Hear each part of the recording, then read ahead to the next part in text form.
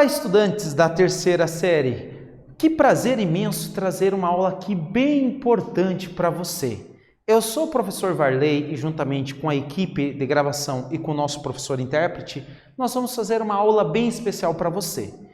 Vamos trabalhar hoje com um assunto bem interessante, um assunto bem complexo, mas um assunto bem bacana.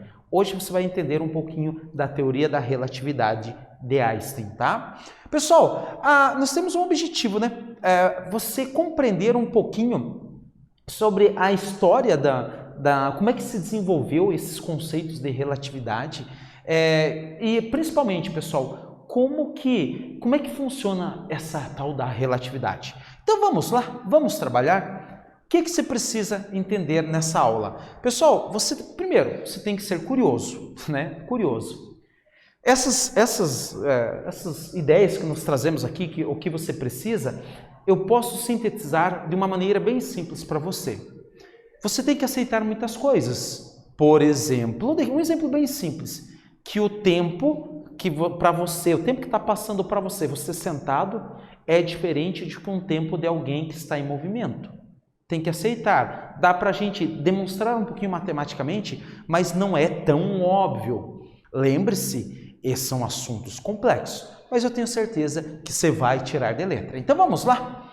Pessoal, olha só que interessante. É possível viajar no tempo? O que você acha? É possível? Você, já deve ter assistido alguns filmes aí, a tal da máquina no tempo. Só que tome cuidado, essa ideia de viajar no tempo, pessoal, ela é possível? Ela é. Mas lembre-se, ser possível, possibilidade existe, mas o que se deve fazer não se sabe. Existem algumas teorias.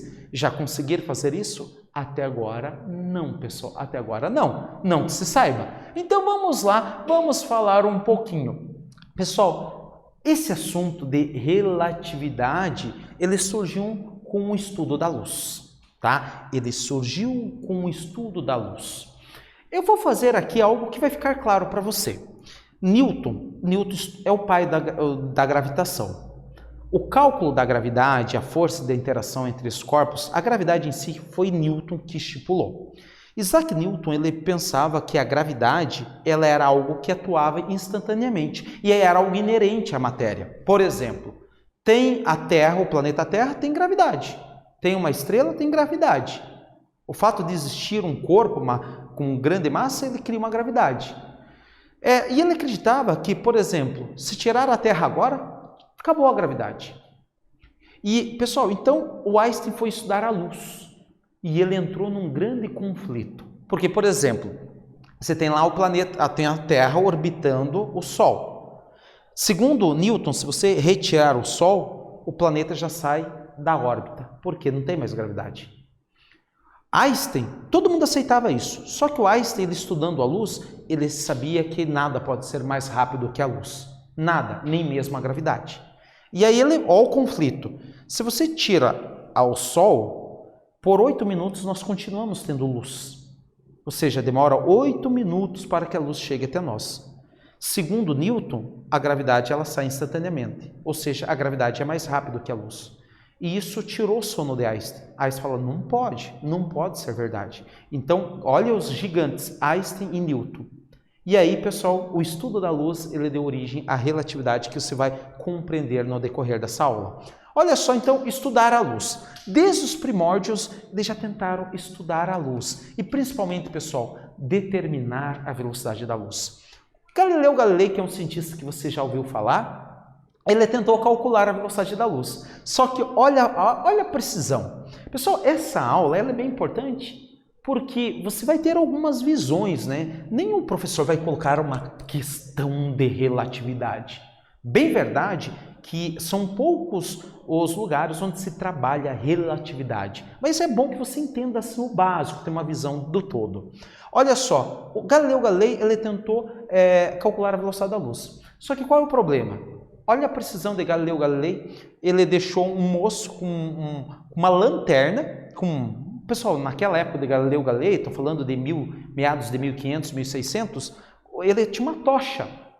E a luz, então ele imaginou o seguinte, Galileu, Ó, a hora que você levanta a tocha, eu vou visualizar, vou tentar medir o tempo, e como eu conheço a distância, eu vou pegar a distância dividido pelo tempo, vou extrair a velocidade da luz. A ideia é coerente. Velocidade constante, você pega a distância e divide pelo tempo, você tem a velocidade. Só que qual é a precisão? Qual é a precisão da mente humana olhar, ó, a luz ele levantou, demorou tantos milésimos de segundo. A nossa mente não consegue medir milésimos de segundo, né? Então, assim, a precisão era nada praticamente. Então, claro que não deu muito certo, mas foi uma tentativa coerente, não deu certo. Aí, pessoal, né, depois Galilei, Isaac Newton e um cara chamado Christian Huygens, eles entraram num conflito estudando a luz. Isaac Newton, pessoal, ele colocou um prisma e fez a luz passar por ele. Esse prisma, ao a luz passar, ele viu que a luz sofreu decomposição, as 7 cores do arco-íris, né? As 7 cores que compõem o arco-íris. E aí Newton pensou, olha, a luz é um feixe de partículas. Primeira ideia assim, de estudo da luz.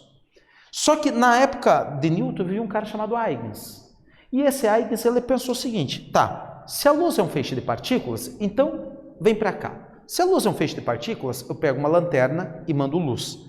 Eu pego uma outra lanterna e mando luz. No encontro das luzes devem ocorrer o quê? Colisões. E se ocorre colisões, vai ricochetear. E é algo que você não observa. Então o Huygens pensou, ó, não pode ser um feixe de partículas.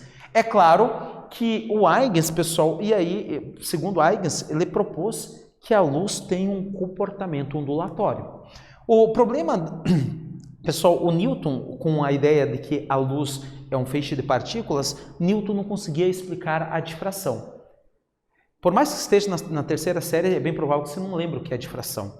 A difração é a capacidade que a onda tem de contornar obstáculos. Tá? Então, se eu colocar meu dedo no Sol, não vai formar sombra, porque a luz consegue, de alguma forma, contornar. Ou um objeto um pouquinho menor. Então, um pouquinho a luz consegue contornar. E o Isaac Newton não conseguia explicar esse fenômeno, porque se a luz é um feixe de partículas, ela tem que bater aqui, tem que voltar. É bem verdade que eles entraram num conflito. Uma teoria que a luz é um feixe de partículas e uma teoria que a luz é uma onda eletromagnética. Pessoal, já vou adiantando para vocês. Hoje nós sabemos que os dois estão certos, ou estavam certos, porque a luz tem os dois comportamentos. Que legal isso, não é verdade? É claro, pessoal, falando um pouquinho da luz, vamos fazer uma atividade? Olha só o que ele fala. Ele fala assim, após aproximadamente 9,5 anos de viagem, a sonda, pessoal, não vou pronunciar porque eu não sei essa pronúncia, atinge o planeta anão Plutão em 2015. A distância da Terra até Plutão varia de 4,8 bilhões e mais de 7 bilhões de quilômetros. Tá?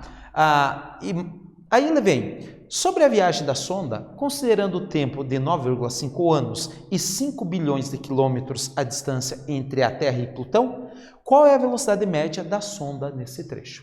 Pessoal, então, aquilo é só para você ter uma noção de grandeza, do tamanho, pessoal, da velocidade que essa sonda vai ter que viajar. Depois eu vou fazer uma comparação com a velocidade da luz.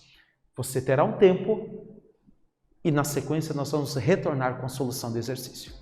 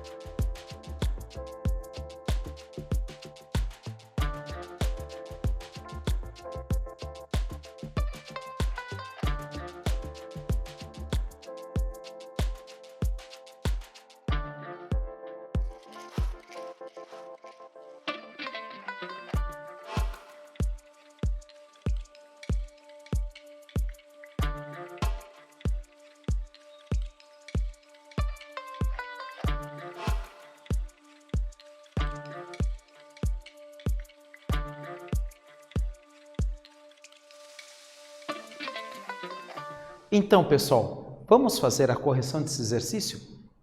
Esse exercício ele é bem bacana, é um exercício fácil, ele misturou a física estudada na primeira série com a física estudada por você, aluna da terceira série.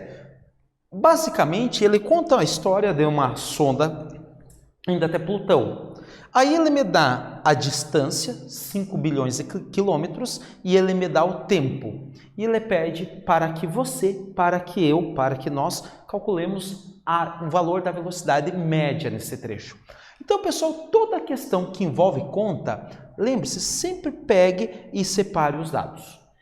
É bem verdade que talvez você tenha uma dificuldade para você arrumar as unidades de medidas. Por exemplo, um ano tem 365 dias, tá? Um ano, 365 dias. Então, o tempo, se você pegar, pessoal, e fazer a conversão do tempo, né? Porque ele me deu o tempo de viagem. Ele me deu a distância, mas ele me deu o tempo de viagem. Como um dia tem 24 horas, como um ano tem 365 dias, se você pegar 24 horas vezes 365 dias, você vai ter a quantidade de horas em um ano. E só que ele te deu um tempo maior. Então, ele te deu 9 anos, então você multiplica por 9 também. De modo que, né, se você fizer o cálculo, pessoal, 9,5 anos, faz lá, um dia 24 horas, vezes 365 dias, vezes 9,5, que é a quantidade de anos que demorou, você vai ter a quantidade de horas. E essa quantidade é 83.220 horas. É muito tempo. E aí, é claro, né? Estudante, não se perca. A velocidade que nós vamos determinar, ela é dada em quilômetro por hora. E como a velocidade é constante, a gente faz assim, ó. A velocidade é a distância pelo tempo. Distância pelo tempo. A distância 5 vezes 10 na nona, o tempo é 83.220 horas. Eu sugiro que você faça na calculadora. Você pode pegar esse 10 na nona, você pode colocar alguns zeros. Cada 10, pessoal, cada 10 que você multiplica por 5, você baixa um grau do expoente. Por exemplo, 50 vezes 10 na 8. Por exemplo, 500 vezes 10 na 7. 5.000 vezes 10 na 6 e assim por diante. Se você fizer esse cálculo, sugiro que você faça na calculadora. A velocidade média vai dar 60 mil quilômetros por hora. É uma velocidade muito grande. Estudante, só uma curiosidade, né? Há um tempinho atrás, não muito tempo atrás, a NASA ela enviou uma sonda para o Sol. E foi o objeto com maior velocidade atingida por algo criado pelo ser humano. A velocidade foi de 75 mil quilômetros por hora. 75 mil, esse é o objeto mais rápido que já viajou. Pessoal, por algo construído pelo ser humano. Um detalhe, a velocidade da luz é 300 mil quilômetros por segundo, não por hora. Então, olha essa velocidade, 60 mil quilômetros por hora. A velocidade da luz, 300 mil quilômetros por segundo. É uma velocidade estupenda, tá? É uma velocidade estupenda. Então, vamos lá. Pessoal, falando ainda um pouco da velocidade da luz. A velocidade da luz, ela só foi calculada de verdade através do experimento de Michel-Morley. Esse moço, ele fez uma ideia, pessoal, sensacional com um experimento onde a luz ela ficou colidindo entre espelhos. Tá? Ele fez um sistema com rotação em que a luz ficava colidindo entre espelhos. Então ela ficava batendo, então ele tinha distâncias e ela ficava rodando com uma certa velocidade, ele tinha o tempo. Então ele tinha distância e tinha tempo. Ele que conseguiu fazer um experimento e conseguiu chegar na velocidade estupenda de 300 mil quilômetros por segundo. Cuidado! Alguns exercícios eles dão 300 milhões de metros por segundo. Pode ser quilômetros por segundo ou metros por segundo. Se for quilômetros é 300 mil, se for metros é 300 milhões. Pessoal, um exercício bem simples agora. Olha só, para a gente fechar essa aula. Considerando a velocidade da luz como 3 vezes 10 na oitava metros por segundo, o percentual da velocidade da sonda em relação ao da luz pode ser considerado alto? Justifique a sua resposta, né? E exponha suas ideias. Pessoal, converse com seu pai, com sua mãe e vamos ver se você acerta. No retorno, nós vamos corrigir essa atividade.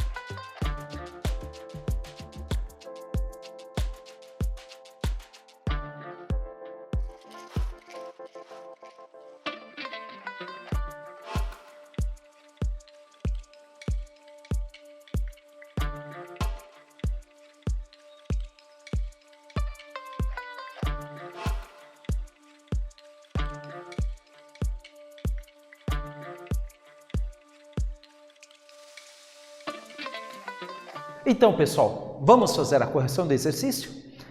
Caro estudante, a solução você usa uma regra de 3. Como assim, professor, uma regra de 3? 300 mil quilômetros, pessoal, 300 milhões, melhor, de quilômetros por hora é 100%.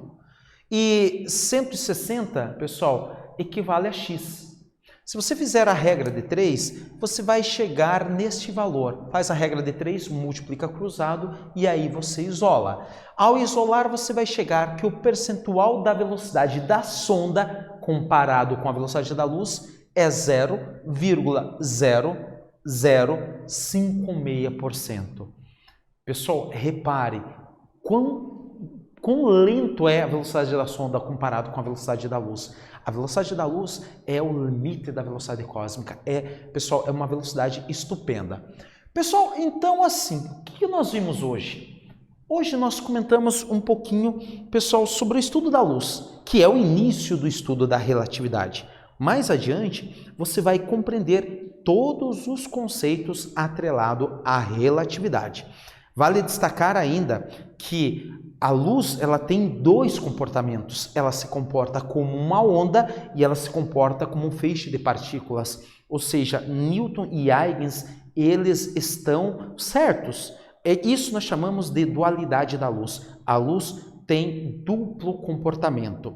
Pessoal, e ainda, lembre-se, um detalhe bem importante. A luz ela é utilizada para medir distâncias gigantescas. Você já deve ter ouvido falar de ano-luz. Ano-luz é a velocidade, é a distância em que a luz, com a velocidade dela, ela viajando em um ano, corresponde a essa distância. Então, quando se fala assim, uma estrela está a 10 anos-luz, quer dizer que a luz, viajando a 300 mil quilômetros por segundo, em 10 anos, ela vai percorrer essa distância. Pessoal, então, essa foi a nossa aula. Eu espero que vocês tenham gostado. Um forte abraço e até uma outra oportunidade.